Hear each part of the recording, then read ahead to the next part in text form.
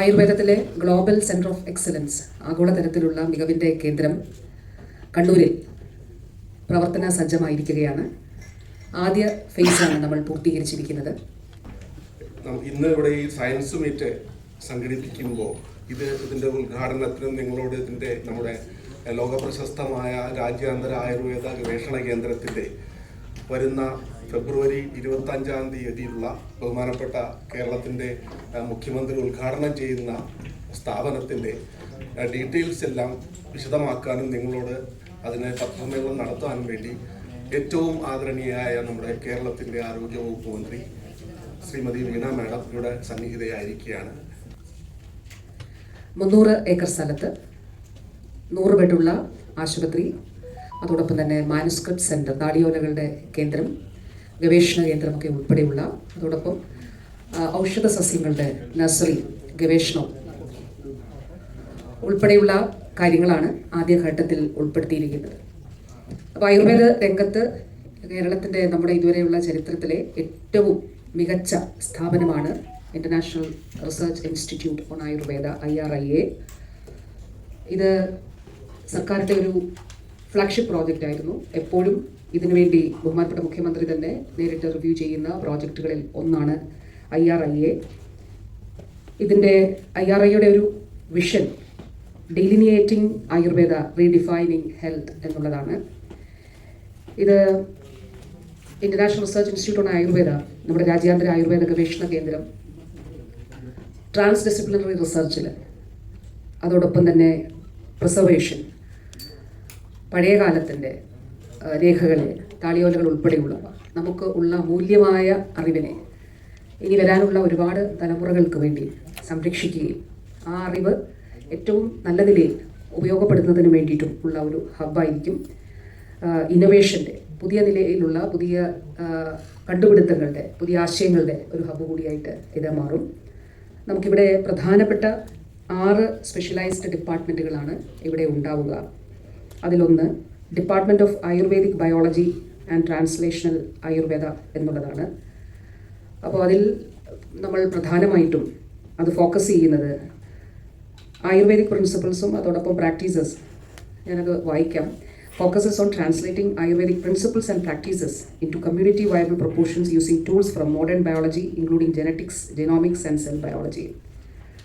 അപ്പോൾ ആധുനിക ശാസ്ത്രം മേഖലകളെ, മോഡേൺ ബയോളജി ആകട്ടെ, അതോടൊപ്പം ജെനോമിക്സ് ആകട്ടെ, ജെനറ്റിക്സ് ആകട്ടെ, സെൽ ബയോളജി ആകട്ടെ, ഈ മേഖലകളെയും അതോടൊപ്പം തന്നെ ആയുർവേദ ശാസ്ത്രങ്ങളെയും കൂടി സമന്വയിപ്പിച്ചുകൊണ്ടുള്ള ഒരു translational Ayurveda, ayurvedic biology and translational Ayurveda എന്നുള്ളതാണ് അതിൽ ഫോക്കസ് ചെയ്യുന്ന ഒരു ഡിപ്പാർട്ട്മെൻറ്റ്. രണ്ടാമത്തെ department of medicinal plants and natural products. അപ്പോൾ ഇതിൽ സ്റ്റാൻഡർഡൈസേഷനുണ്ട്, ഡെവലപ്മെൻ്റ് ഉണ്ട്, അതുപോലെ ഔഷധ സസ്യങ്ങളുടെ, മെഡിസിനൽ ഫ്ലോറയുടെ സംരക്ഷണമുണ്ട്. അങ്ങനെ അത് ഉൾപ്പെടുന്നതാണ് ഈ ഡിപ്പാർട്ട്മെൻറ്റ്, അതിൽ ഫോക്കസ് ചെയ്യുന്നതാണ് ഈ വിഭാഗം. ഇത് കൂടാതെ department of translational drug research in Ayurveda.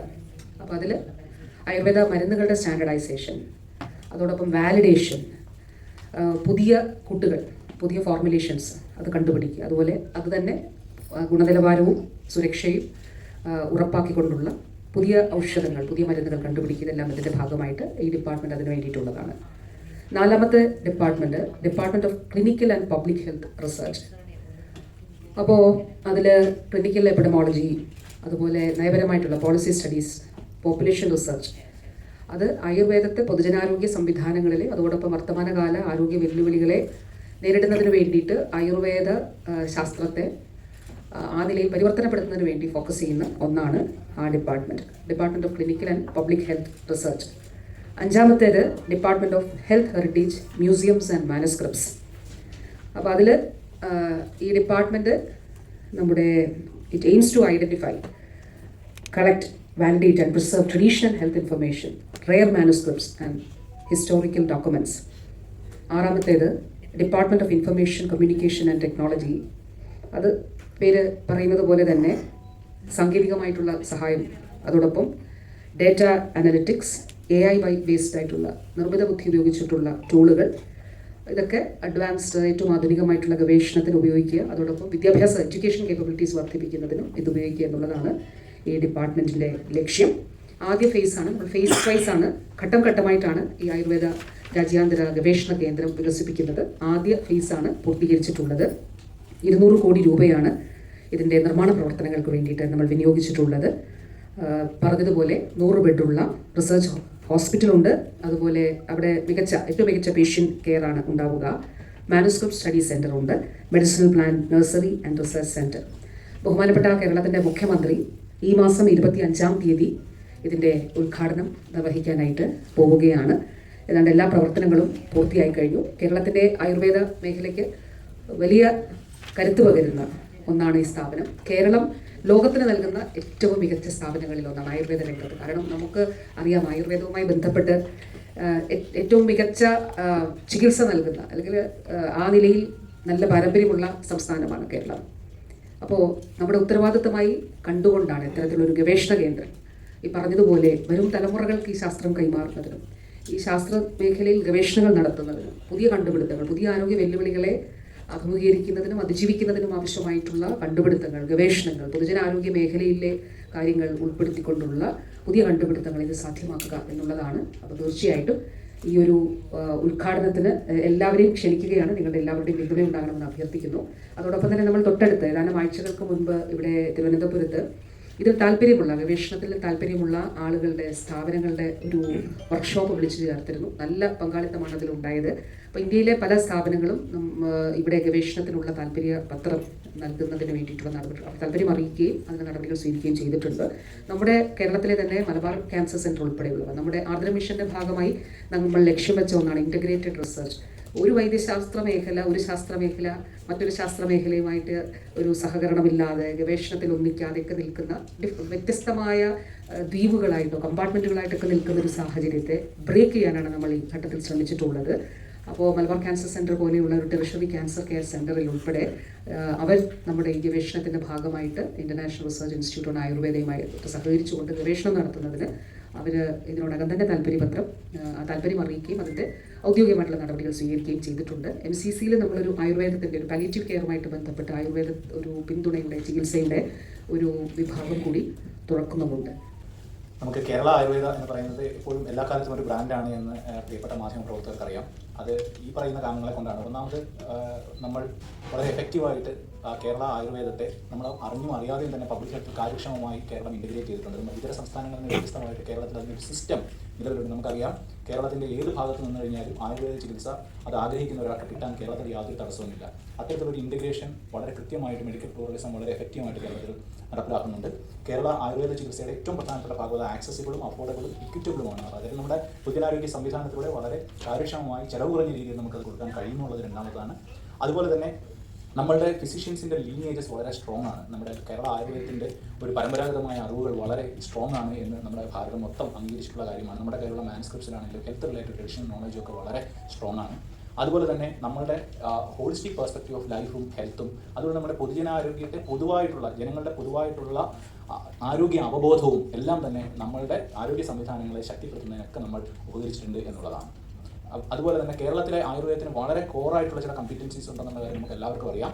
ഒന്ന് ഏജിങ്, അതുപോലെ തന്നെ ന്യൂറോ ഡീജനറേറ്റീവ് കണ്ടീഷൻസ് പോലുള്ള കാര്യങ്ങളിൽ ആയുർവേദ ചികിത്സ കേരളത്തിൽ എടുക്കുന്നവരുടെ എണ്ണം വളരെ കൂടുതലാണ്. മസ്കുലോസ്കെലറ്റൽ കണ്ടീഷൻസിനാണെങ്കിൽ അസ്ഥി സംബന്ധമായ രോഗങ്ങൾക്ക്, അങ്ങനെ അതുപോലെ തന്നെ കണ്ണിന് സംബന്ധിച്ച രോഗങ്ങൾക്ക് നമുക്കറിയാം വിദേശ രാജ്യങ്ങളിൽ നിന്ന് പോലും വളരെ ഇവിടെ നേത്ര സംബന്ധമായ ചികിത്സയ്ക്ക് കേരളത്തിൽ എത്തുന്ന വാർത്തകൾ നമ്മൾ കണ്ടിട്ടുണ്ടാകും. പല രാഷ്ട്ര നേതാക്കന്മാരും ഇവിടെ നമ്മുടെ ആയുർവേദ കോളേജിൽ തന്നെ, ഗവൺമെൻറ് ആയുർവേദ കോളേജിൽ തന്നെ പഞ്ചകർമ്മ വിഭാഗത്തിൽ ചികിത്സ തേടി വന്നിട്ടുള്ളത് നമ്മൾ ഓർക്കുന്നുണ്ടാകും. അതുപോലെ തന്നെ എവിഡൻസ് ബേസ്ഡ് ആയിട്ടുള്ള പാലിയേറ്റീവ് കെയർ, ജീറിയാട്രിക് കെയർ, ഇതെല്ലാം തന്നെ നമ്മളുടെ ആരോഗ്യ സംവിധാനത്തിൻ്റെ ഭാഗമായി മാറിക്കഴിഞ്ഞു. അതുപോലെ തന്നെ പഞ്ചകർമ്മ ഇത്രയധികം യുണീക്കായിട്ട്, പഞ്ചകർമ്മ ചികിത്സ എന്ന് പറയുന്ന ആയുർവേദ ചികിത്സ ഇത്ര നല്ല യുണീക്കായിട്ട് നമ്മുടെ കേരളത്തിലാണ് കാര്യക്ഷമമായി ചെയ്യുന്നത്. അതുകൊണ്ട് തന്നെ ഏകദേശം ഓരോ വർഷവും 100ഓളം രാജ്യങ്ങളിൽ നിന്നുള്ള ആൾക്കാർ ഒരു ട്രാവലേഴ്സ് ആയിട്ടും ടൂറിസ്റ്റുകളായിട്ടും വരുന്നവർ പലരും ആയുർവേദ ചികിത്സയാണ് കേരളത്തിലെത്തുമ്പോൾ ഏറ്റവും പ്രധാനപ്പെട്ട ഒന്നായി കാണാറുള്ളത്. ബഹുമാനപ്പെട്ട APJ അബ്ദുൽ കലാം അവർകളാണെങ്കിലും സാം പെട്രോളെ പോലുള്ള ആൾക്കാരൊക്കെ തന്നെയാണെങ്കിലും പലപ്പോഴും കേരളത്തിൻ്റെ ഏറ്റവും കൂടുതൽ ഹൈലൈറ്റ് ചെയ്യപ്പെടുന്ന ഒന്നായി കാണിച്ചിരിക്കുന്നത് കേരള ആയുർവേദം തന്നെയാണ്. ഈ ഒരു ബാക്ക്ഗ്രൗണ്ടിലാണ് നമ്മൾ IRIA കൊണ്ടുവരിക എന്ന് പറയുന്നത്. കാര്യം ചൈനീസ് മെഡിസിൻ പോലെയൊക്കെയുള്ള നമുക്കറിയാം, അത് ഗ്ലോബലി അവർ ഇൻ്റഗ്രേറ്റ് ചെയ്ത് കൊണ്ടുവന്നിരിക്കുന്നത് പോലെ കേരള ആയുർവേദം എന്ന് പറയുന്നത് കേരളത്തിൻ്റെ മാത്രമല്ല രാജ്യത്തിൻ്റെ തന്നെ ഏറ്റവും കൂടുതൽ എക്കണോമിക്കലി ആണെങ്കിലും കേരളം ആഗ്രഹിക്കുന്ന ഒരു നോളജ് എക്കണോമി എന്നുള്ള നിലയിൽ പോലും നമുക്ക് മുന്നോട്ട് വെക്കാൻ പറ്റുന്നതാണ്. ലോകമെമ്പാടും ട്രഡീഷണൽ മെഡിസിൻ എന്ന് പറയുന്നത് ഇപ്പോൾ മാറി ഇൻറ്റഗ്രേറ്റീവ് മെഡിസിനിലേക്ക് മാറിക്കൊണ്ടിരിക്കുകയാണ്. മുമ്പ് കോംപ്ലിമെൻ്ററി മെഡിസിൻ, ഓൾട്ടർനേറ്റ് മെഡിസിൻ എന്ന് പറയുന്നത് മാറി ഇപ്പോൾ ഇൻറ്റഗ്രേറ്റീവ് മെഡിസിനിലേക്കാണ് ലോകം ഉറ്റുനോക്കുന്നത്. നമ്മൾ ലോകാരോഗ്യ സംഘടനയുടെ ഗ്ലോബൽ സമ്മിറ്റിൽ ഏറ്റവും പ്രധാനപ്പെട്ട ഒരു ആശയം തന്നെ ഇൻറ്റഗ്രേറ്റീവ് മെഡിസിൻ എന്നുള്ളതായിരുന്നു. അപ്പോൾ ആ ഒരു ലെവലിലേക്ക് കേരളത്തിൻ്റെയും ആയുർവേദത്തിൻ്റെയും നമ്മൾ പൊതുജനാരോഗ്യ സംവിധാനങ്ങളുമായിട്ട് കൂടുതൽ തെളിവധിഷ്ഠിതമാക്കി സംയോജിപ്പിച്ചുകൊണ്ട് കൂടുതൽ പ്രോഡക്റ്റുകളും കൂടുതൽ പ്രാക്ടീസസുകളും ലോകമെമ്പാടും എത്തിക്കുക എന്നുള്ളത് വളരെ വിശാലമായ ഒരു നാടിനു വേണ്ടിയുള്ള വലിയ വിശാലമായ ഒരു ലക്ഷ്യമാണ് IRIA പോകുന്നത്. നമ്മളിതിനെ ഫേസ് 1 ആൻഡ് ഫേസ് 2 ആയിട്ടാണ് തിരിച്ചിരിക്കുന്നത്. ഫേസ് 1 നമ്മൾ ഒരുപക്ഷെ 311 ഏക്കറാണ് നമ്മൾ ഇതിൻ്റെ 300 ഏക്കർ സ്ഥലത്താണ് നമ്മൾ ഇത് വരുന്നത്. അതിൻ്റെ 1ാം ഘട്ടമാണ് ഇപ്പോൾ പൂർത്തീകരിക്കുന്നത്. മൊത്തമായി കഴിയുമ്പോൾ മുഴുവൻ IRIA വിഭാവനം ചെയ്തിരിക്കുന്ന 6 ഡിപ്പാർട്ട്മെൻറ്റുകളായിട്ട് 23 ഡിവിഷൻസ് വിവിധ ശാസ്ത്ര മേഖലകളുമായി ഞാനിവിടെ പറഞ്ഞതുപോലെ genomics, cell biology, nano technology വിവിധ ശാസ്ത്ര മേഖലകളുമായി സംയോജിപ്പിച്ചുകൊണ്ട് 23 ഡിവിഷൻസ് വരുന്ന വളരെ വിശാലമായ ഒരു സ്ഥാപനമാണ് നമ്മൾ മെസ്സേജ് ചെയ്തിരിക്കുന്നത്. അതിലെല്ലാം തന്നെ നമ്മൾ ചെറിയ സീഡിങ്സ് നമ്മൾ 1ാം ഘട്ടത്തിൽ തന്നെ നമ്മൾ ആരംഭിക്കുന്നു. പിന്നെ മാൻസ്ക്രിപ്റ്റ് സെൻറ്റർ, മ്യൂസിയം കോംപ്ലക്സ് എല്ലാം തന്നെ 2ാം ഘട്ടത്തിലേക്ക്, 1ാം ഘട്ടത്തിൽ തന്നെ മാൻസ്ക്രിപ്റ്റ് സെൻറ്റർ വരുന്നുണ്ട്, മ്യൂസിയം കോംപ്ലക്സ് ഒക്കെ 2ാം ഘട്ടത്തിലാണ് വരുന്നത്. 1ാം ഘട്ടം മാഡം പറഞ്ഞു 100 bedded research hospital and model patient care centre എന്ന് തന്നെയാണ് പേര് തരുന്നത്. ഗവേഷണ അടിസ്ഥാനത്തിലുള്ള ആശുപത്രിയായിരിക്കും. അവിടെ നമ്മൾ ഗവേഷണങ്ങൾ നടക്കും. അതുപോലെ തന്നെ താടിയോല പഠനത്തിന് വേണ്ടിയിട്ടുള്ള വളരെ വിശാലമായ ഒരു സംവിധാനമുണ്ട്. അത് ഓൾറെഡി തന്നെ നമ്മളുടെ ആയുർവേദ വിദ്യാഭ്യാസ വകുപ്പിന് കീഴിൽ തന്നെ ഒരു താടിയോല പഠന കേന്ദ്രമുണ്ട്. അത് ഇപ്പോൾ തന്നെ അത് IRIA ചേർന്ന് പ്രവർത്തനം ആരംഭിച്ചു കഴിഞ്ഞിട്ടുണ്ട്. മെഡിസിനൽ പ്ലാന്റ് നഴ്സറി, അതുപോലെ തന്നെ അതിൽ സംബന്ധമായ ഗവേഷണ കേന്ദ്രങ്ങൾ, നമുക്ക് നമ്മുടെ വെസ്റ്റേൺ ഗാർഡുമായി ബന്ധപ്പെട്ട് നമ്മുടെ പശ്ചിമഘട്ട മലനിരകളുമായി ബന്ധപ്പെട്ട് നമുക്ക് ഒരുപാട് ഔഷധ സസ്യങ്ങളുണ്ട്. ഈ ഔഷധ സസ്യങ്ങളൊക്കെ തന്നെ വളരെ ഒരു പൂർണ്ണമായ പഠനം നടന്നിരിക്കുന്ന ഒരു 10 മുതൽ 15% എന്ന് നമുക്ക് വേണമെങ്കിൽ പറയാം. അപ്പോൾ ആ ഔഷധ സസ്യങ്ങളെയൊക്കെ തന്നെ നമ്മുടെ താളിവലകളുമായി ചേർത്തുകൊണ്ട് പഠിച്ച് വളരെ വിപുലമായ രീതിയിൽ നമ്മൾ കൊണ്ടുവരിക എന്നുള്ളതാണ് ഉദ്ദേശിക്കുന്നത്. 1ാം ഘട്ടത്തിൽ ഏകദേശം 200 കോടി രൂപയാണ് ചെയ്യുന്നത്. മാഡം ഇതിൻ്റെ വിഷനും മിഷനും ഒക്കെ വളരെ കൃത്യമായി പറഞ്ഞു കഴിഞ്ഞു. അതിൻ്റെ ഒരു ടാഗ് ലൈൻ നമ്മൾ മുന്നോട്ട് വെക്കുന്നത് പരീക്ഷകാരണോ ഹി കുശലോ ഭവന്തി എന്ന ഒരു വളരെ ആയുർവേദത്തിൻ്റെ ഒരു വലിയ കൺസെപ്റ്റാണ് പറയുന്നത്. എന്ന് വെച്ചാൽ ആരാണോ ഗവേഷണങ്ങളിൽ ഏർപ്പെടുന്നത്, പഠനങ്ങളിൽ ഏർപ്പെടുന്നത്, അയാൾ കൂടുതൽ സ്കിൽഡ് ആയിക്കൊണ്ടിരിക്കുമെന്നുള്ള ഒരു മോട്ടോ ആണ് നമ്മൾ ചെയ്യുന്നത്. അപ്പം ഇത് തന്നെയാണ് നമ്മളുടെ വിഭാവനം ചെയ്യുന്ന കാര്യം. നിരന്തരമായ ഗവേഷണങ്ങളിലൂടെ ആയുർവേദത്തെ ഏറ്റവും കുറ്റമറ്റ ഒരു ശാസ്ത്രശാഖയിലേക്ക്, കുറ്റമറ്റ ഒരു വൈദ്യശാസ്ത്ര സംവിധാനത്തിലേക്ക് കൊണ്ടുവന്ന് പൊതുജനങ്ങളിലേക്ക് എത്തിക്കുക എന്നുള്ളതാണ്.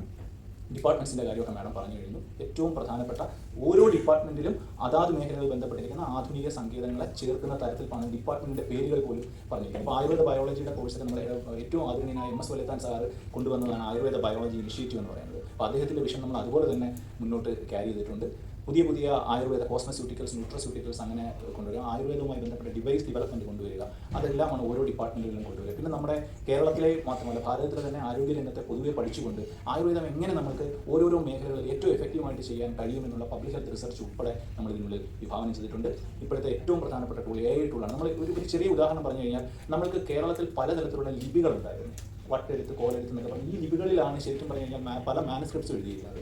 നമ്മൾ ഓർത്ത് ഒരു തലമുറ കഴിയുമ്പോൾ ഈ മാനുസ്ക്രിപ്റ്റ്സ് നമ്മുടെ കയ്യിൽ ഇരിക്കും, പക്ഷേ ഇത് വായിക്കാൻ അറിയുന്നവരില്ലാതെ പോകുന്ന ഒരു സാഹചര്യത്തിലേക്ക് വരും. അപ്പോൾ ഈ ലിപികളെയൊക്കെ നമ്മൾ AI ബേസ്ഡ് ടൂൾസ് ഉപയോഗിച്ചുകൊണ്ട് നമ്മൾ ഉപയോഗിച്ച് കഴിഞ്ഞാൽ ഭാവിയിൽ പോലും നമുക്ക് ഇങ്ങനെയുള്ള ലിപികൾ വായിക്കാനുള്ള ഒരു സങ്കേതം ഉണ്ടാക്കിയെടുക്കുക എന്നുള്ളത് പോലും നമ്മുടെ ഇതിൻ്റെ ലക്ഷ്യത്തിൽ വരുന്നത് എന്നുള്ളതാണ്. ഒരു ഓട്ടോണമസ് ഇൻസ്റ്റിറ്റ്യൂഷനാണ്, ഒരു ഗവൺമെൻറ് ഓഫ് കേരളയാണ് ആയിട്ടായിരിക്കും IRIA വിഭാവനം ചെയ്തിരിക്കുന്നത്. നമ്മൾ നേരത്തെ പറഞ്ഞതുപോലെ ആയുർവേദ മേഖലയിൽ ഗവേഷണം ഇല്ല എന്ന് നമ്മൾ പലപ്പോഴും പറയുമ്പോൾ ഏറ്റവും ആയുർവേദ മേഖലയിലെ നമ്മൾ ഈ പറഞ്ഞ സ്കിൽഡ് ആയിട്ടുള്ള ഇത്തരത്തിലുള്ള ഗവേഷണത്തിലുള്ള സാഹചര്യങ്ങളും സൗകര്യങ്ങളും കുറവായതുകൊണ്ടാണ് നമുക്ക് ഗവേഷണം ചെയ്യാൻ കഴിയാതെ പോകുന്നത്. IRIA എന്ന് പറയുന്നൊരു സ്ഥാപനം മാത്രമായിട്ട് ആയുർവേദ ഗവേഷണം മുന്നോട്ട് കൊണ്ടുപോകുക എന്ന് പറയുന്നത് പ്രായോഗികമല്ല എന്ന് നമുക്ക് എല്ലാവർക്കും അറിയാം. അതുകൊണ്ട് തന്നെ കേരളത്തിലെ അങ്ങോളം ഇങ്ങോളമുള്ള ശാസ്ത്ര സാങ്കേതിക സ്ഥാപനങ്ങളുമായി ഇതിനോടകം തന്നെ IRIA ചർച്ച ചെയ്യുകയും മാഡം പറഞ്ഞതുപോലെ പ്രീ ലോഞ്ചുമായി ബന്ധപ്പെട്ട് ഏകദേശം 40ഓളം സ്ഥാപനങ്ങൾ തന്നെ നമ്മളുമായിട്ട് ചർച്ചകൾ തുടരുകയാണ്. നമ്മൾ എങ്ങനെയാണ് സഹകരിക്കാൻ പറ്റുക. മാത്രമല്ല ഇതിൻ്റെ ഒരു ഫംഗ്ഷൻ ഞാൻ ഈ പറയുന്ന ഇവിടെ മാഡം വിശദീകരിച്ച ഫംഗ്ഷണൽ മാൻഡേറ്റ് പ്രിപ്പയർ ചെയ്തിരിക്കുന്നതിന് കേരളത്തിലെ 100ഓളം വിദഗ്ധരായ വിവിധ ശാസ്ത്ര മേഖലകളിലെ ശാസ്ത്രജ്ഞർ ചേർന്നിരുന്നാണ് ഇതിൻ്റെ ലബോറട്ടറികൾ പോലും വിഭാവനം ചെയ്തിരിക്കുന്നത് എന്നുള്ളതാണ്. ഒരു കൊളാബറേറ്റീവ് മോഡിലാണ് എല്ലാ സ്ഥാപനങ്ങളും ചേർന്നുള്ള ഒരു ഗവേഷണത്തിനകത്താണ്, ഒരു പാർട്ടിസിപ്പേറ്ററി ഗവേഷണത്തിനകത്താണ് നമ്മൾ ഫോക്കസ് ചെയ്യുന്നതെന്നാണ് പറയുന്നത്. സാറിൻ്റെ പേര് ഇവിടെ പരാമർശിച്ചു. അദ്ദേഹത്തിൻ്റെ ഒരു അവസാന ഘട്ടത്തിലൊക്കെ അദ്ദേഹത്തിന് ഇങ്ങനെ യാത്ര ചെയ്തെത്തുന്നതിന് വേണ്ടിയിട്ടൊന്നും കഴിയുമായിരുന്നില്ല. പക്ഷേ എന്നിരുന്നാലും ഫോണിൽ വിളിച്ച് അദ്ദേഹത്തിന് വളരെ കൃത്യമായിട്ടുള്ളൊരു വിഷൻ ഉണ്ടായിരുന്നു. അതിൽ പ്രത്യേകമായിട്ട് അദ്ദേഹത്തെയും ഈ ഘട്ടത്തിൽ ഓർക്കുന്നു. പ്രത്യേകിച്ചും നമ്മളിതിൻ്റെ ബോഡീസ്, അതായത് ഗവേണിംഗ് ബോഡി മറ്റൊക്കെ കോൺസ്റ്റിറ്റ്യൂട്ട് ചെയ്യുമ്പോൾ ബഹുമാനപ്പെട്ട CMന്റെ കൂടെ നിർദ്ദേശത്തിൻ്റെ അടിസ്ഥാനത്തിൽ വല്യത്താൻ സാറിന് അതിൽ ഉൾപ്പെടുത്തി ആണ് നമ്മൾ മുന്നോട്ട് വരും. പക്ഷേ അത് വളരെ പിന്നെ അദ്ദേഹം ക്ഷീണാവസ്ഥയിലെത്തിയിരുന്നു. ഈ ഘട്ടത്തിൽ അദ്ദേഹത്തെ പ്രത്യേകമായിട്ട് ഓർക്കുകയും ചെയ്യുന്നു. വളരെ വളരെ വളരെ ദീർഘവീക്ഷണത്തോടു കൂടിയിട്ടുള്ള ഒരു പ്രോജക്റ്റാണ്. ആയുർവേദ മേഖലയ്ക്ക് ഇത് നൽകുന്ന ഒരു കരുത്ത് വളരെ വലുതാണ്.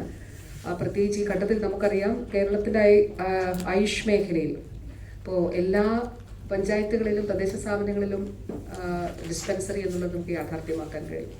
എത്രയോ പതിറ്റാണ്ടുകൾക്ക് ശേഷം ഏറ്റവും കൂടുതൽ തസ്തികകൾ ആയുർവേദ മേഖലയിലും ഹോമിയോയിലും നമുക്ക് അനുവദിക്കാൻ കഴിയുന്നു. ഇപ്പോൾ ഈ പ്രോജക്റ്റ് തന്നെ കിഫ്ബിയിലൂടെയാണ് നമ്മൾ യാഥാർത്ഥ്യമാക്കുന്നത്. ഇപ്പോൾ 200 കോടി ഈ നിർമ്മാണ പ്രവർത്തനങ്ങൾക്ക് ഉപയോഗിച്ചിട്ടുള്ളത് കിഫ്ബിയിലൂടെയാണ് അനുവദിച്ചിട്ടുള്ളത്, നിർമ്മാണം പൂർത്തിയാക്കിയിട്ടുള്ളത്. ഈ കാലഘട്ടത്തിൽ നമ്മൾ സ്റ്റാൻഡർഡൈസേഷൻ കൊണ്ടുവരാൻ ശ്രമിച്ചു. അപ്പോൾ നമുക്കറിയാം അലോപ്പതിയിൽ ആശുപത്രികൾക്ക് സ്റ്റാൻഡർഡൈസേഷൻ ഉണ്ട്. അപ്പോൾ പിന്നെ പ്രോജക്റ്റ് വരുമ്പം അങ്ങനെയാണ് വരിക. ഈ ആശുപത്രിയിൽ എന്ത് പറ്റും, ഈ ആരോഗ്യ കേന്ദ്രത്തിൽ എന്തൊക്കെയാണ്. അപ്പോൾ സ്റ്റാൻഡേർഡ്സ് അനുസരിച്ച് ഇനി ഇവിടെ കൊടുക്കേണ്ടത് എന്താണ്. അപ്പോൾ നമ്മൾ ഡെവലപ്മെൻറ്റും വളരെ വളരെ കൃത്യമായിരിക്കും, സിസ്റ്റമാറ്റിക് ആയിരിക്കും. അപ്പോൾ ആയുഷ് മേഖലയിൽ അത് കൊണ്ടുവരാൻ നമ്മൾ ശ്രമിച്ചു. അതിൻ്റെ ഭാഗമായിട്ട് ആരോഗ്യ കേന്ദ്രങ്ങൾ അതായത് തദ്ദേശ സ്ഥാപന തലത്തിലുള്ള നമ്മുടെ ഡിസ്പെൻസറികൾ അവിടെ NABH അക്രഡിറ്റേഷൻ കൊണ്ടുവരാൻ വേണ്ടിയിട്ട് ശ്രമിക്കുകയും അത് കേന്ദ്രത്തോട് അതിൻ്റെ മാനദണ്ഡങ്ങൾ ആവശ്യപ്പെടുകയും ചെയ്തു. അപ്പോൾ വാസ്തവത്തിൽ രാജ്യത്തൊരിടത്തും ഒരു ആയുഷ് കേന്ദ്രത്തിനും അങ്ങനെ ഉണ്ടായിരുന്നില്ല. അപ്പോൾ കേന്ദ്രം തന്നെ പറഞ്ഞു നമുക്കതിനൊരു ക്രൈറ്റീരിയ തീരുമാനിക്കാം, കേരളം അത് രൂപീകരിക്കുക എന്ന് കേരളത്തോട് ആവശ്യപ്പെട്ടു. നമ്മുടെ ഹെൽത്ത് ടീം നന്നായിട്ടത് ചെയ്തു. ഇന്ന് 250 സ്ഥാപനങ്ങൾ NABH അക്രഡിറ്റഡ് ആണ്, ഏറ്റവും കൂടുതൽ. അതോടൊപ്പം തന്നെ നമ്മൾ കൊടുക്കുന്ന പ്രോജക്റ്റുകൾ, നാഷണൽ ആയുഷ് മിഷൻ്റെ പ്രോജക്റ്റുകൾ അത് കേന്ദ്രം അംഗീകരിക്കുന്ന സ്ഥിതി ഉണ്ടായിട്ടുണ്ട്. അപ്പോൾ തീർച്ചയായിട്ടും ഈ ഒരു ഘട്ടത്തിൽ കിഫ്ബിയിലൂടെ നമ്മൾ പണം അനുവദിച്ച് ഇപ്പോൾ 2789 കോടി രൂപയുടെ നിർമ്മാണ പ്രവർത്തനങ്ങളാണ് നമ്മൾ ഈ ഘട്ടത്തിൽ പൂർത്തിയാക്കുന്നത് ആരോഗ്യ മേഖലയിൽ. അതിന് ഈ രാജ്യാന്തര ആയുർവേദ ഗവേഷണ കേന്ദ്രവും ഉൾപ്പെടുന്നതാണ്. ഇന്നലെയുടെ തലേദിവസം cancer care centre, Cochin cancer care and research centre ബഹുമാനപ്പെട്ട CM ഉദ്ഘാടനം ചെയ്തിരുന്നു. അതിന് ഏതാനും ദിവസങ്ങൾക്ക് മുൻപ് Kozhikode institute of organ transplantation ബഹുമാനപ്പെട്ട CM ഉദ്ഘാടനം ചെയ്തു. ആദ്യഘട്ടത്തിൽ കോഴിക്കോട് മെഡിക്കൽ കോളേജിലാണ് പ്രവർത്തനം ആരംഭിക്കുക. ഇപ്പോൾ തൊട്ടടുത്ത് 16-ാം തീയതി കോട്ടയം മെഡിക്കൽ കോളേജിലെ സർജിക്കൽ ബ്ലോക്ക് CM ഉദ്ഘാടനം ചെയ്യാനായിട്ട് പോവുകയാണ്. പൂർത്തീകരിച്ചു, ഈ പ്രവർത്തനങ്ങളൊക്കെ പൂർത്തീകരിച്ചിട്ടുള്ളതാണ്. RCCയുടെ 14 നിലയുള്ള ബഹുനില കെട്ടിടം ഉദ്ഘാടനം ചെയ്യാനായിട്ട് പോകുന്നു. അപ്പോൾ ഈ ഒരു മാറ്റം ആരോഗ്യ മേഖലയിൽ ഉണ്ടായിട്ടുള്ളൊരു മാറ്റം ചരിത്രത്തിൽ ഏറ്റവും വലിയ മാറ്റമാണ് ഉണ്ടായിട്ടുള്ളത്. ഇതിൻ്റെ ഏറ്റവും നല്ല ഉദാഹരണമാണ് ആയുർവേദ രംഗം.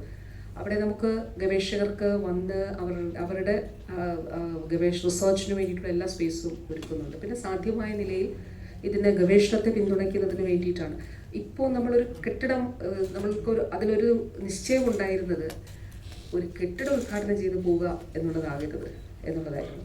അപ്പോൾ അതിനു വേണ്ടി എന്തൊക്കെയാണ് നമ്മൾ ചെയ്യേണ്ടത്. അപ്പോൾ നമ്മളൊരു സ്പെഷ്യൽ ഓഫീസറെ ഉൾപ്പെടെ അതിൽ നിയോഗിച്ചുകൊണ്ട്, അതുപോലെ അതിന് വേണ്ടിയിട്ടുള്ള മിനിസ്റ്റീരിയൽ ഓഫീസ് വർക്കിന് വേണ്ടിയിട്ടുള്ള ആളുകളെ നിയോഗിച്ചുകൊണ്ട്, പിന്നെ നമ്മളത് കൃത്യമായിട്ടുള്ളൊരു ഡോക്യുമെൻ്റ് അടിസ്ഥാനത്തിലാണ് പ്രവർത്തനം തുടങ്ങുന്നത്. ഇപ്പോൾ തന്നെ നമ്മുടെ നഴ്സറി, ഔഷധ സസ്യ നഴ്സറി അവിടെ ചെങ്കല്ലാണ് വാസ്തവത്തിൽ.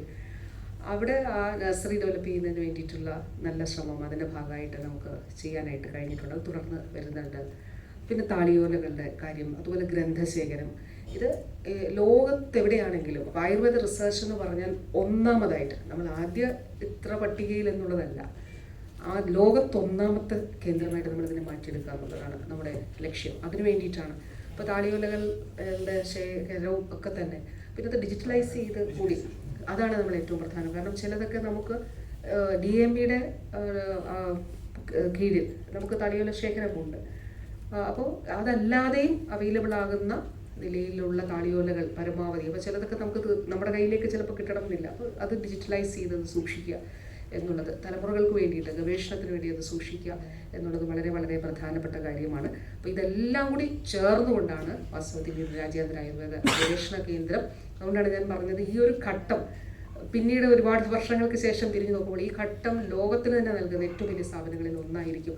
നമുക്ക് വിദേശ യൂണിവേഴ്സിറ്റികളിൽ നിന്നൊക്കെ ഈ ഒരു ഇവിടെ ഗവേഷണത്തിന് വേണ്ടിയിട്ടുള്ള താല്പര്യം അറിയിച്ചിട്ടുണ്ട്. ICMR രാജ്യത്തെ വിവിധ അവരുടെ സ്ഥാപനങ്ങളുമായിട്ട് ബന്ധപ്പെട്ട ആയുർവേദ ഗവേഷണത്തിന് വേണ്ടിയിട്ട് നമ്മുടെ രാജ്യാന്തര ആയുർവേദ ഗവേഷണ കേന്ദ്രവുമായിട്ട് സഹകരിക്കുന്നതിന് വേണ്ടിയിട്ട് അവർ താല്പര്യം അറിയിച്ചിട്ടുണ്ട്. യെസ്, അത് CCRA ആണ് അതിൽ പ്രത്യേകമായിട്ട് അതിന് നേതൃത്വം നൽകുന്നത്. അപ്പോൾ ഇതെല്ലാം വളരെ വളരെ പോസിറ്റീവായിട്ടുള്ള കാര്യങ്ങളാണ് എന്നുള്ളത് ഈ അവസരത്തിൽ പറയട്ടെ. അത് നിങ്ങളെല്ലാവരെയും വകുപ്പിൻ്റെ പേരിലും വ്യക്തിപരമായിട്ടും ഇത് ക്ഷണിക്കുകയും ചെയ്യുന്നു. അവിടെ വിസിറ്റ് ചെയ്യണം. അപ്പോൾ 25-ാം തീയതി കഴിഞ്ഞില്ലെങ്കിലും തീർച്ചയായിട്ടും അത് അവിടെ സന്ദർശിക്കണം എന്നുള്ളത് കൂടി അഭ്യർത്ഥിക്കുകയാണ്. അത്രയും നല്ലൊരു സെൻറ്റർ ആയിരിക്കും. നമസ്കാരം. ഞാൻ SMD ഡോക്ടർ സജിത് ബാബു. അപ്പോൾ ഇത്രയാണ് ഇതിൽ പറയാനുള്ളത്. അതിന് പൊതുവിലൊരു ഇതിൻ്റെ ഭാഗമായിട്ടൊരു നോട്ട് കൂടി ഉണ്ടാകും.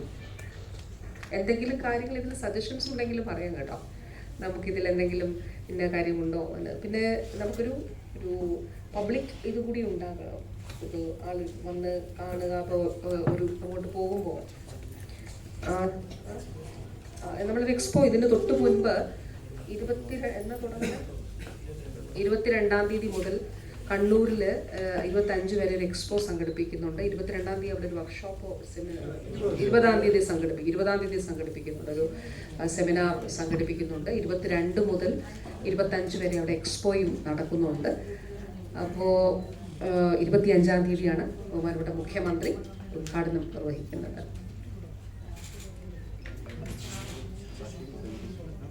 പറഞ്ഞാട്ടെ. എല്ലാവരും നമസ്കാരം. ഞാൻ doctor Sajith Babu, 2012 batch IAS ഓഫീസറാണ്.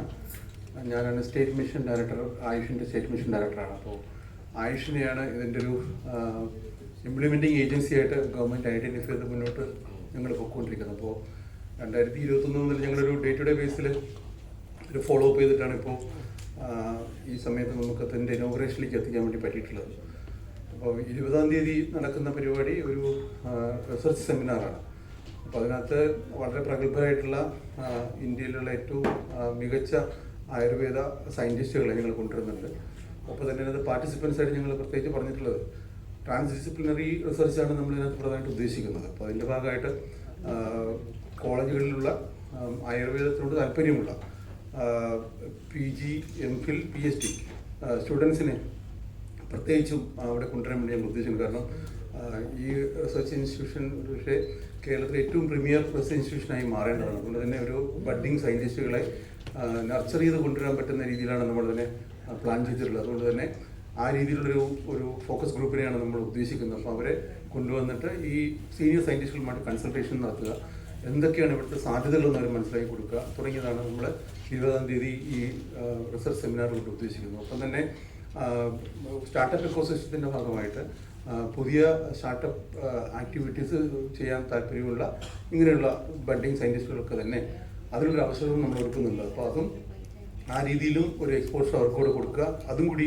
ഈ സെമിനാറിൻ്റെ ഭാഗമായിട്ട് ഞങ്ങൾ ഉദ്ദേശിക്കുന്നുണ്ട്. അപ്പോൾ തന്നെ 22, 23, 24, 25 തീയതികൾ നടക്കുന്ന നമ്മുടെ അവിടെയുള്ള എക്സിബിഷൻ്റെ ഭാഗമായിട്ട് ഞങ്ങൾ അവിടെ നിന്ന് ഈ IRA കാണുന്നതിന് വേണ്ടിയിട്ട് ആൾക്കാർക്ക് താല്പര്യമുണ്ടെങ്കിൽ അവരെ കൊണ്ടുപോകാൻ വേണ്ടിയിട്ടുള്ള ഫെസിലിറ്റി നമ്മൾ ഒരുക്കുന്നുണ്ട്. അപ്പോൾ 25 വേണ്ട മുഖ്യമന്ത്രി അത് ഉദ്ഘാടനം ചെയ്യുമ്പോഴത്തേക്കും അതൊരു ആ നാടിൻ്റെ ഏറ്റവും വലിയ ആഘോഷമാക്കി മാറ്റുക എന്നുള്ളത് കൂടി നമ്മൾ പ്ലാൻ ചെയ്തിട്ടുള്ളത്. അപ്പോൾ ഈ രീതിയിലാണ് കാര്യങ്ങൾ പ്ലാൻ ചെയ്യുന്നത്. നിങ്ങളുടെ അടുത്ത് നിങ്ങൾക്ക് വേണ്ടൊരു സപ്പോർട്ട് എന്ന് പറഞ്ഞാൽ ഒരുപക്ഷെ ഇതിനെക്കുറിച്ച് സയൻറ്റിഫിക് കമ്മ്യൂണിറ്റിയിലെ ആൾക്കാർക്കെല്ലാം അറിയാം, ഒരുപക്ഷെ ആയുഷ് സെക്ടറിലെ ആൾക്കാർക്ക് അറിയാം, പക്ഷേ പൊതുജനങ്ങളിലേക്ക് കൂടുതൽ എത്തിക്കുക, ഒരുപക്ഷെ നമ്മളറിയാത്ത ഒരുപക്ഷെ ഒരുപാട് നല്ല ബഡ്ഡിങ് സയൻറ്റിസ്റ്റുകൾ ട്രാൻസ്ഡിസിപ്ലിനറി റിസർച്ചിന് താല്പര്യമുള്ള ഫിസിക്സ് മേഖലയിൽ നിന്നോ കെമിസ്ട്രി മേഖലയിൽ നിന്നൊക്കെയുള്ള ആൾക്കാർക്ക് ഒരു താല്പര്യമുണ്ടെങ്കിൽ അവർക്ക് നമ്മുടെ ഫെസിലിറ്റീസ് ഉപയോഗിക്കാൻ വേണ്ടി പറ്റും. നിങ്ങൾ basically anti ageing, anti cancerous എന്നുള്ളതാണ് ആദ്യം കൊടുക്കുന്ന ഒരു ട്രസ്റ്റ്. അപ്പോൾ അതുകൊണ്ട് ആ മേഖലയിൽ വർക്ക് ചെയ്യുന്ന ജനറലായിട്ടുള്ള ഡോക്ടർമാർക്കും അലോപ്പതിയിലുള്ള ഡോക്ടർമാർക്കും ഒക്കെ ഇങ്ങനൊരു ഫെസിലിറ്റി ഉണ്ടെന്ന് അറിയിക്കുക എന്നുള്ളതാണ് നിങ്ങൾ ഉദ്ദേശിക്കുന്ന ഒരു സംഗതി. അപ്പോൾ നല്ല രീതിയിലുള്ള ഒരു ഇൻഫർമേഷൻ എല്ലാ മേഖലയിലുള്ള ആൾക്കാർക്ക് എത്തിക്കണം എന്നുള്ളതാണ് ഞങ്ങൾ ആഗ്രഹിക്കുന്നത്. അപ്പോൾ ദയവായി ഞങ്ങൾ സഹായിക്കുക എന്നാണ് എൻ്റെ അഭ്യർത്ഥന മുന്നോട്ട് പറയുന്നത്.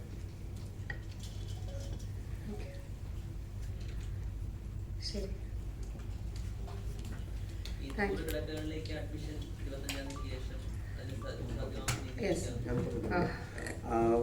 ആക്ച്വലി ഇതൊരു ഹോസ്പിറ്റൽ എന്നുള്ളതിനേക്കാൾ കൂടുതൽ ക്ലിനിക്കൽ റിസർച്ച് നടത്താൻ വേണ്ടിയിട്ടുള്ള ഒരു സ്ഥാപനമാണ്. അപ്പോൾ അതുകൊണ്ട് എല്ലാ രോഗവും ആയിരിക്കില്ല, അവിടെ ഒരു റെഫറലായിരിക്കും വരിക. അപ്പോൾ അതുകൊണ്ട് ടെർഷറി സെൻ്ററാണ്. അപ്പോൾ ഒരു സാധാരണ ആശുപത്രിയല്ല, ഒരു ക്ലിനിക്കൽ റിസർച്ച് എന്നുള്ള രീതിയിലാണ് നമ്മളത് പ്ലാൻ ചെയ്തിട്ടുള്ളത്. ഒപ്പം തന്നെ ഇതിനകത്ത് ഞങ്ങൾ പ്ലാൻ ചെയ്യുന്ന മറ്റൊരു സംഗതി ഇൻഡസ്ട്രിയെ സഹായിക്കുന്ന ഒരു സംഗതി ഇവിടെ എടുക്കുന്നത്. ഇൻഡസ്ട്രി കൂടി ഇൻഡസ്ട്രി ഒരു ഇന്നോവേഷൻ ഹബ്ബ് ഉണ്ട് അതിന്റെ ഭാഗമായിട്ട്. അപ്പം പല ഇൻഡസ്ട്രീസിനും അവരുടെ പ്രോഡക്റ്റ് ഉണ്ടാവും. ഉദാഹരണത്തിന് നമ്മുടെ പല ആയുഷ് പ്രോഡക്ട്സും മറ്റ് രാജ്യങ്ങളിൽ റെക്കഗ്നൈസ്ഡ് അല്ല.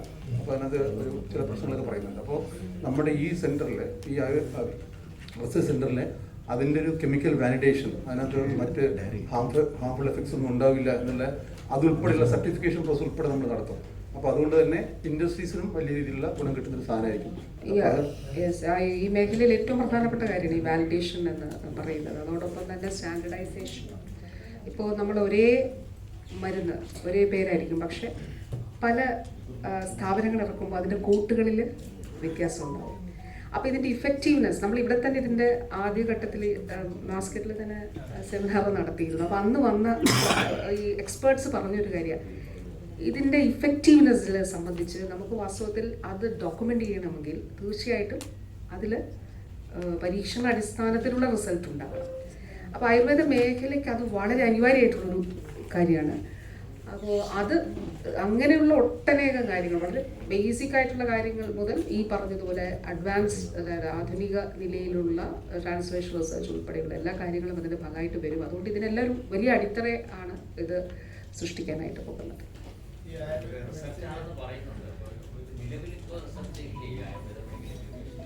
അല്ല, ഇപ്പോൾ ഉദാഹരണം പറഞ്ഞാൽ ആയുർവേദം, നമ്മുടെ തിരുവനന്തപുരം ആയുർവേദ മെഡിക്കൽ കോളേജിൽ നമ്മൾ മരുന്നുകൾ ഉണ്ടാക്കുന്നുണ്ട്, അല്ലാത്ത പേപ്പേഴ്സ് ഡോക്ടേഴ്സിൻ്റെതായിട്ടുള്ള പ്രൊഫസേഴ്സിൻ്റെതായിട്ടൊക്കെ ഉണ്ടാക്കുന്നുണ്ട്. പക്ഷേ ഒരു എന്താണ് കൃത്യമായ ഒരു സിസ്റ്റം ഗവേഷണത്തിനായിട്ട് ആ നിലയിലേക്ക് ഉണ്ടാവുക എന്നുള്ളത് വളരെ പ്രധാനപ്പെട്ടതാണ്. അപ്പോൾ അതിലുള്ള ഒരു കൃത്യമാർഗനിർദ്ദേശങ്ങളും എങ്ങനെ മറ്റു ആളുകളെയും കൊണ്ട് കൂടി വരും. ഇപ്പോൾ വ്യക്തികൾക്ക് ഇപ്പോൾ അവരവരുടെ കരിയറിൻ്റെ ഭാഗമായിട്ടുള്ളൊരു ഗവേഷണമോ ഒരു പേപ്പർ തയ്യാറാക്കുക, പ്രബന്ധം തയ്യാറാക്കുകയല്ല, അതിനപ്പുറത്തേക്ക് ഉള്ള സാധ്യതകൾ കൂടിയാണ് ഈ സ്ഥാപനം കൊണ്ടുവരുന്നത്. അല്ലെങ്കിൽ ഒന്ന് ആഡ് ചെയ്തോട്ടെ.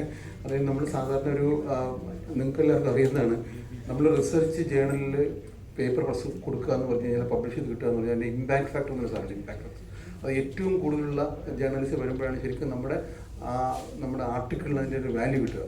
അപ്പം ആ രീതിയിൽ വലിയ ഇമ്പാക്ട് ഫാക്ടറുള്ള ജേർണൽസിൽ പബ്ലിഷ് ചെയ്യുന്ന ആയുർവേദ പേപ്പേഴ്സ് വളരെ കുറവാണ്. അപ്പോൾ ആ ഗ്യാപ്പ് ഒഴിവാക്കുക എന്നുള്ളതാണ് ഞങ്ങൾ ഉദ്ദേശിക്കുന്നത്. അപ്പോൾ ഒരു ഇൻ്റർനാഷണൽ ജേർണലിൽ നമ്മുടെ ഒരു നല്ലൊരു പ്രോഡക്റ്റിനെ കുറിച്ചുള്ള ഒരു റിസർച്ചിൻ്റെ ഒരു ആർട്ടിക്കിൾ വരികയാണെങ്കിൽ തീർച്ചയായിട്ടും ആ രാജ്യങ്ങൾ ഏതെങ്കിലും റെക്കഗ്നൈസ് ചെയ്യപ്പെടുകയാണെങ്കിൽ നമുക്ക് കിട്ടുന്നൊരു വലിയൊരു മാർക്കറ്റായിരിക്കും. അപ്പോൾ ആ രീതിയിൽ എങ്ങനെ നമ്മുടെ സേവനങ്ങളെയും നമ്മുടെ ഉൽപ്പന്നങ്ങളെയും നമ്മുടെ എക്സ്പെർട്ടീസിനെയും എങ്ങനെ കൂടുതൽ രാജ്യങ്ങളിലേക്ക് കൊണ്ടുപോകാൻ വേണ്ടി കഴിയും, അതും കൂടി ഇതിൻ്റെ ഒരു ഒബ്ജക്റ്റീവ് ഒന്നാണ്. ഇതൊരു അക്കാഡമിക് ഇതിൽ മാത്രമായിട്ട് നിൽക്കുന്നതല്ല, ഇതിന് സാമൂഹികവും സാമ്പത്തികവുമായിട്ടൊക്കെ ഉള്ള ദൂരവ്യാപകമായിട്ടുള്ള ഫലങ്ങൾ കൂടി ഉണ്ടാകും. കൂടുതൽ ആളുകളെ ഇവിടേക്ക് കൊണ്ടുവരും. അതോടൊപ്പം തന്നെ ഈ പറഞ്ഞതുപോലെ പുതിയ പ്രോഡക്റ്റുകൾ, പുതിയ ഉൽപ്പന്നങ്ങൾ, അതിൻ്റെ സാധ്യതകൾ, നമ്മുടെ തന്നെ ആളുകൾ അതിലേക്ക് വരുമ്പോൾ ഒക്കെ ലോകത്തിന് താല്പര്യമുള്ളൊരു വിഷയമാണല്ലോ. ഇപ്പോൾ ഉദാഹരണം പറഞ്ഞാൽ നമ്മുടെ G20 സമ്മിറ്റ് ഇവിടെ നടക്കുമ്പോൾ WHO ആളുകൾ വന്നിട്ട് നമ്മുടെ ആയുർവേദ സെൻറ്റേഴ്സ് ആണ് അവർ ചോദിച്ചത്. അതിലൊരാളുടെ, ഞാൻ പലയിടത്തും പറഞ്ഞത്, ബ്രദറിന് മൾട്ടിപ്പിൾ സർജറി കഴിഞ്ഞു, പക്ഷെ എന്നിട്ടും മൂവ് ചെയ്യാൻ വിഷമമായിരുന്നു. അപ്പോൾ അവരോട് പറഞ്ഞു കേരളത്തിൻ്റെ ആയുർവേദ ഇതിൽ പോയി നിങ്ങൾ ചികിത്സ എടുക്കണം എന്ന് പറഞ്ഞു. എന്നിട്ട് അവർ ആ G20 സമ്മിറ്റ് കഴിഞ്ഞിട്ട് ബ്രദറിനെ ഒക്കെ കൊണ്ടുവന്ന് ഇവിടെ ചികിത്സിക്കുന്നൊരു ഇതുണ്ടായി. അപ്പോൾ ഞാൻ പറഞ്ഞത് ലോകത്തെ കൂടുതലായിട്ട് നമ്മുടെ ഒരു ആയുർവേദ ഇത് കൂടുതൽ അവതരിപ്പിക്കുന്നതിനും അതോടെ കൂടുതൽ ആളുകളെ കൊണ്ടുവരുന്നതിനും കൂടുതൽ ഉൽപ്പന്നങ്ങൾ കൊണ്ടുവരുന്നതിനും, ഇപ്പോൾ പറഞ്ഞതുപോലെ നമുക്കിപ്പോൾ അലോപ്പതിയുമായിട്ട് താരതമ്യം ചെയ്യുമ്പോൾ അലോപ്പതിയിൽ പേപ്പേഴ്സ് ഈ വളരെ വെൽ എസ്റ്റാബ്ലിഷ്ഡ് ആയിട്ടുള്ള അല്ലെങ്കിൽ ശാസ്ത്ര ലോകത്ത് മുന്നിൽ നിൽക്കുന്ന ജേണലുകളിലൊക്കെ വരുന്നുണ്ട്. പക്ഷേ ആയുർവേദത്തിൽ നമ്മൾ എടുത്തു നോക്കിയാൽ വളരെ കുറവാണ് എന്നുള്ളത് ആണ് കാണുന്നത്. അപ്പോൾ അത് ഒരു ജേണൽ പബ്ലിഷ് ചെയ്യുന്നത് മാത്രമല്ല വാസ്തവത്തിൽ, അത് ഡെഫിനറ്റ്ലി ഉണ്ട്, തീർച്ചയായിട്ടും ഉണ്ട്. അതോടൊപ്പം തന്നെ നമ്മൾ ഈ പറഞ്ഞ കാര്യങ്ങളെല്ലാം അതിൻ്റെ ഭാഗമായിട്ടുണ്ട്.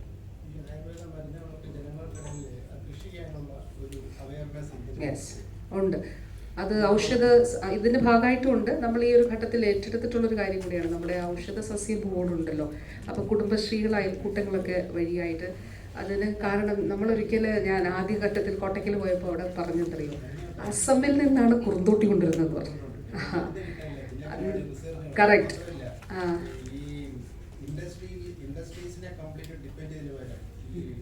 കർഷകര്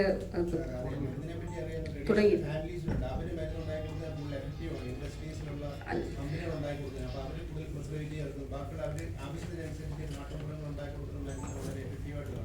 അവിടെയാണ് ആയുർവേദത്തിന്റെ ഈ ഫോറിനേഴ്സ് വരുമ്പോൾ അവർ അവിടേക്കാണ് പോകുന്നത്. അല്ലാതെ ഇൻഡസ്ട്രിയലൈസേഷൻ നടത്തുമ്പോൾ ഇല്ല, ഇൻഡസ്ട്രിയലൈസേഷൻ ഇല്ല, അതൊരു ഘടകം എന്നേ പറഞ്ഞുള്ളൂ. ഇപ്പൊ ഞാൻ ആദ്യം പറഞ്ഞില്ലേ, ഇതൊരു പ്രിസർവേഷനാണ്. എന്തിനാണ് പ്രിസർവ് ചെയ്യുന്നത്? അത് ഇതിന്റെ ഞാൻ ആദ്യം തുടക്കത്തിൽ പറഞ്ഞതിൽ 3 ഘടകങ്ങൾ പറഞ്ഞതിനകത്ത് ഒരെണ്ണം പ്രിസർവേഷൻ എന്ന് പറഞ്ഞാൽ ഇത്തരത്തിലുള്ള നമ്മുടെ അമൂല്യമായിട്ടുള്ള ഒരു അറിവുണ്ടല്ലോ, അതിനെ സംരക്ഷിക്കുകയും അത് അടുത്ത ജനറേഷൻസിന് കൊടുക്കുകയും ചെയ്യുന്നത് വളരെ പ്രധാനപ്പെട്ട. അത്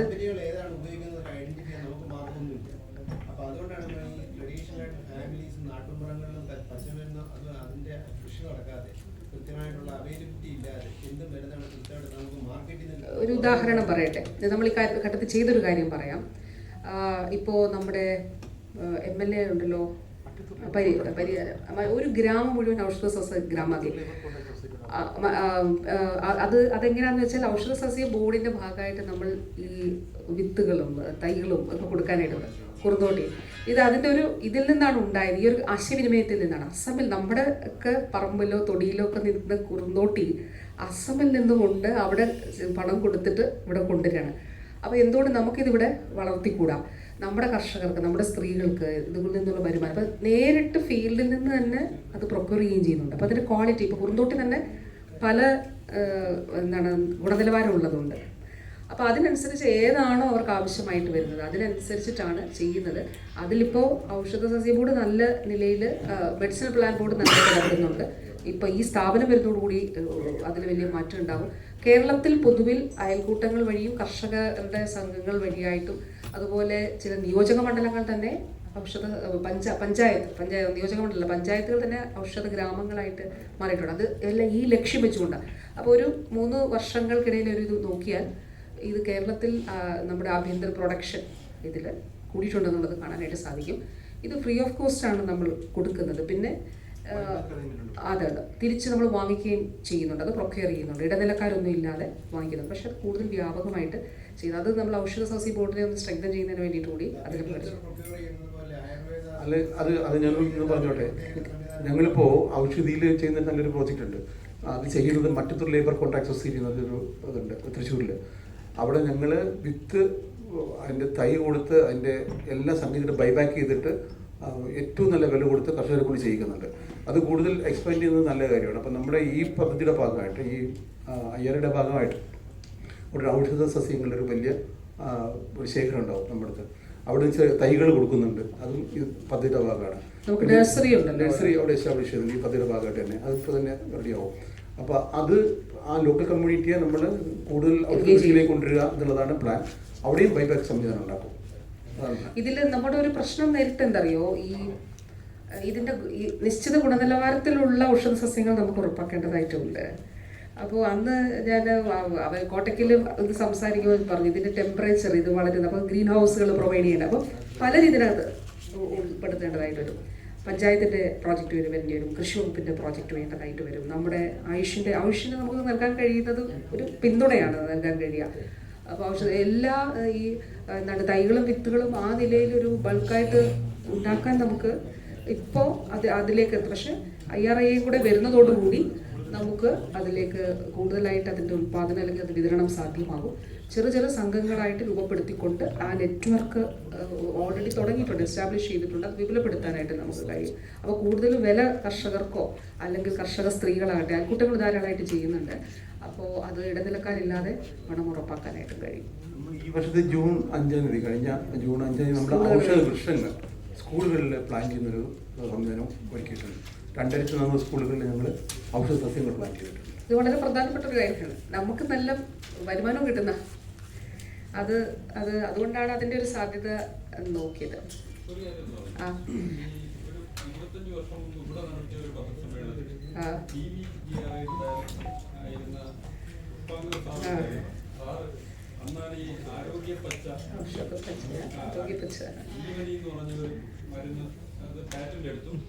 യഥാർത്ഥത്തിൽ ഭാവിയിൽ കേരളത്തിന്റെ വരുമാന മാർഗമായിട്ട് ഇത് മാറാൻ പോവുകയാണ് എന്ന് പറഞ്ഞു. പക്ഷെ അതിൽ കുറെ കാര്യങ്ങൾ നടന്നു. ആ റൈറ്റ്സിന് കുറച്ച് ഗുണമൊക്കെ കിട്ടി. പക്ഷെ പിന്നീട് എങ്ങനെയോ അതൊക്കെ തളർന്നു പോയതായിട്ടാണ് കേൾക്കുന്നത്. കാരണം നമുക്ക് ഇത് അറിഞ്ഞൂടാ. അത്തരം അറിവുകൾ വീണ്ടും ഈ ഒരു ഇതിലൂടെ അതിലൊരു കാര്യങ്ങളുണ്ട്. ഇപ്പം IRA നമ്മുടെ ആയുർവേദത്തിൽ ഇപ്പം നമ്മളിവിടെ നമ്മുടെ വിതുര കാപ്പുകാട് ട്രഡീഷണൽ മെഡിസിൻ്റെ ഒരു സ്ഥാപനം റിസർച്ച് സെൻറ്റർ വരികയാണ്. അപ്പോൾ അത് വാസ്തവത്തിൽ നമ്മുടെ ഒരു ഡ്രീം പ്രോജക്റ്റാണ്. ഇത്തരത്തിലുള്ള അറിവുകളില്ലേ, ഗോത്ര മേഖലയിൽപ്പെട്ട ആളുകളുടെ അറിവുകൾ ഇപ്പോൾ അതിനൊന്നും ഒരു മുന്നോട്ട് കൊണ്ടുപോകുന്നതിനോ സംരക്ഷിക്കുക, ഈ പറഞ്ഞ പോലെയുള്ള പ്രിസർവേഷൻ എന്നുള്ള ഒരു മാർഗ്ഗമില്ല. ഈ ഹബ് ട്രഡീഷണൽ ഹബ് നമ്മളിപ്പോൾ അതിൻ്റെ 15 കോടി അനുവദിച്ചു. ടെൻഡർ നടപടി ആയിട്ടുണ്ട്. അത് ബഹുമാനയുടെ CM ഉദ്ഘാടനം ചെയ്യണം എന്നാണ് നമ്മൾ ആഗ്രഹിക്കുന്നത്. താഴോട്ട് എല്ലാ വീട്ടിലും ഔഷധസസ്യം എന്ന് പറഞ്ഞ എല്ലാവരും അതിൽ വരും. പഞ്ചായത്തുകൾക്ക് താഴേക്ക് പോകണം. എങ്കിൽ മാത്രമേ അതിനൊരു ജനകീയമായിട്ടുള്ള അതിന്റെ അവയർനെസ് മരുന്ന് കണ്ട് അറിയില്ല. കുഞ്ഞുങ്ങൾക്ക് ഇപ്പോഴത്തെ ചെറുപ്പ കുട്ടികൾക്കൊക്കെ തുളസി ഏതാണെന്ന് നോക്കി അറിയുന്നുണ്ടാവില്ല. അത് ഇപ്പോൾ ആറന്മുളയിലെ നമ്മൾ ഈ അന്ന് നെല്ല് വിതച്ച് കഴിഞ്ഞിട്ട് കുഞ്ഞുങ്ങൾ കാണാൻ വന്നു, ഇങ്ങനെയാണ് നെല്ലുണ്ടാകുന്നത് എന്ന് കാണാമെന്ന് പറയുന്നത്. നമ്മൾ വിചാരിക്കും അടുത്ത തലമുറകൾക്ക് ഇതെല്ലാം അറിയുമെന്നുള്ളത്. പക്ഷെ അവരറിയുന്നുണ്ടാവില്ല. പറഞ്ഞത് ഈ നല്ല ആശയമാണ്. എല്ലാ വീടുകളിലും 1, 2, 3 ഔഷധ സസ്യങ്ങൾ, പറമ്പുള്ളിടത്ത് തൊടികളുള്ളിടത്ത് ഔഷധ സസ്യങ്ങൾ വളർത്താം. വെറുതെ കിടക്കുന്നത് ആയിട്ടുള്ള പറമ്പുകൾ ഉപയോഗിക്കാം. അപ്പോൾ അതിനൊക്കെ ഇപ്പോൾ ഉള്ള കാര്യങ്ങൾ നമ്മൾ തുടങ്ങി വെച്ച കാര്യങ്ങൾ അത് കൃത്യമായിട്ടുള്ള ഒരു പ്ലാനിങ്ങിലൂടെയാണ് തുടങ്ങിയിട്ടുള്ളത്. 3 വർഷമാകുന്നു. അപ്പോൾ അത് നമുക്ക് വിപുലപ്പെടുത്താം. തീർച്ചയായിട്ടും ആ നിർദ്ദേശങ്ങൾ നമുക്ക് സ്വീകരിക്കാം. അവിടെ ഗവൺമെന്റ് എന്തെങ്കിലും അങ്ങനെയുള്ള വൈബിളായിട്ടുള്ള എന്തെങ്കിലും കൃഷി നടക്കുന്നതുമായിട്ട് ആയുർവേദ മെഡിസിൻസ് പ്ലാന്റ്സ് താല്പര്യമുള്ള കർഷക സംഘങ്ങളോ കൂട്ടായ്മകളോ ഉണ്ടെങ്കിൽ തീർച്ചയായിട്ടും നമുക്ക് ചെയ്യാമല്ലോ. ചെയ്യാം. ഓട്ടോണമസ് ബോഡിയാണ്, സ്വയംഭരണാധികാരമാണ്. ഗവേണിംഗ് ബോഡിയും എക്സിക്യൂട്ടീവ് എല്ലാം ഉള്ള അങ്ങനെ ആ സ്ട്രക്ചറിലുള്ള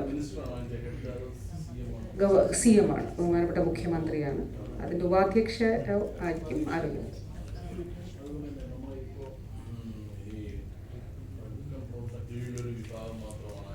അതെ അതെ. ഡോക്ടേഴ്സ് ഉണ്ട്, പക്ഷെ അവർ പറയുന്ന സമയത്തോ മറ്റു കാര്യങ്ങളോ മരുന്നുകൾ ഫലപ്രദമാകുന്നില്ല എന്നുള്ള പരാതിയാണ് വിദേശത്തിൽ നടക്കം വരുന്നത്. നമ്മൾ നല്ല ഓഫർ കൊടുത്ത് 30 ദിവസം കൊണ്ട് ശരിയാകുമെന്ന് പറഞ്ഞ് വരും.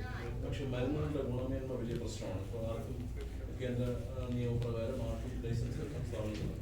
ഈ മരുന്നുകളുടെ ഗുണമേന്മ വളരെ വിപുലമായി പരിശോധിക്കാനുള്ള സംവിധാനം കൂടെ ഇതിന്, കാരണം ഇവർക്ക് പൈസ കൊടുത്തതിനെ പരിശോധിക്കാമല്ലോ. അങ്ങനെ ഔഷധി ഇപ്പോൾ ഔഷധിയിൽ ഉദാഹരണം പറഞ്ഞാൽ ഔഷധിയിൽ ഏറ്റവും ആധുനികമായിട്ടുള്ള സംവിധാനങ്ങളാണ്. നമ്മൾ പുതിയ മെഷീൻസ് ഉപയോഗിച്ചുകൊണ്ടാണ് ഇതിൻ്റെ ഗുണനിലവാരം പരിശോധിക്കുന്നതിന് വേണ്ടിയിട്ട് ഉള്ള ക്രമീകരണങ്ങൾ ഒരുക്കിയിട്ടുള്ളത്. ഈ പറഞ്ഞ കാര്യം ഈ ടെസ്റ്റിങ്ങുമായിട്ട് ബന്ധപ്പെട്ടുള്ള ശരി, ഇപ്പോൾ ഡ്രഗ് കൺട്രോൾ ഡിപ്പാർട്ട്മെൻറ്റിനെ ഇപ്പം തന്നെ 40 വർഷത്തിൻ്റെ ചരിത്രത്തിൽ ആദ്യമായിട്ടാണ് 15 തസ്തികകൾ നമ്മളവിടെ ഇപ്പോൾ സൃഷ്ടിച്ചത്. അപ്പോൾ അത് കാലാന്തരത്തിൽ എന്ന് വെച്ചാൽ ഒത്തിരി വിദൂരമല്ല, ആയുർവേദത്തിന് പ്രത്യേകമായിട്ടുള്ള ഒരു സംവിധാനം തന്നെ ഉണ്ടാകണം എന്നുള്ളത് ഒരു അനിവാര്യമായ കാര്യമാണ്. തീർച്ചയായിട്ടും ഉണ്ടാവും. ഫയലുണ്ട്, എക്സിസ്റ്റ് ചെയ്യുന്നുണ്ട്. അപ്പോൾ തീർച്ചയായിട്ടും ഈ ഒരു ആവശ്യത്തിൻ്റെ അടിസ്ഥാനത്തിലുള്ള പരിശോധന ഗവൺമെൻറ്റിൻ്റെ പരിഗണനയിലാണ് ഉള്ളത്.